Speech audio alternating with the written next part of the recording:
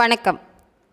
விரிந்த பார்வையின் இன்றைய காலை நேர செய்திச் சுருக்கம் வாசிப்பவர் சூர்யா தேவி.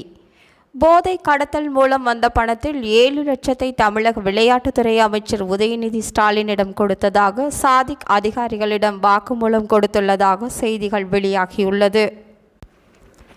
18 MP தொகுதிகளுக்கான திமுக வேட்பாளர் நேர்காணல் நிறைவு பெற்றுள்ளது.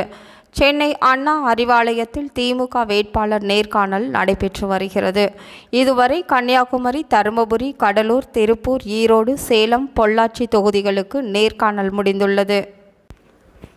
தேர்தல் ஆணையர் அருண் கோயல் திடீரென ராஜினாமா செய்துள்ளார். அருண் கோயலின் ராஜினாமாவை ஜனாதிபதி திரௌபதி முர்முவும் ஏற்றுக்கொண்டுள்ளார்.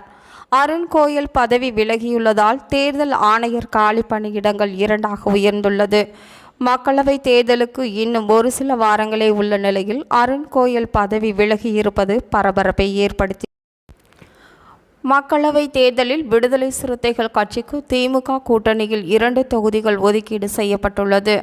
சிதம்பரம், விழுப்புரம் தொகுதிகளில் விசிக போட்டியிடுகிறது என்று அறிவிக்கப்பட்டுள்ளது. தனி சின்னத்தில்தான் போட்டியிடுவோம் என்று விசிக சொன்னதை திமுக ஏற்றுக்கொண்டதாக கூறப்படுகிறது.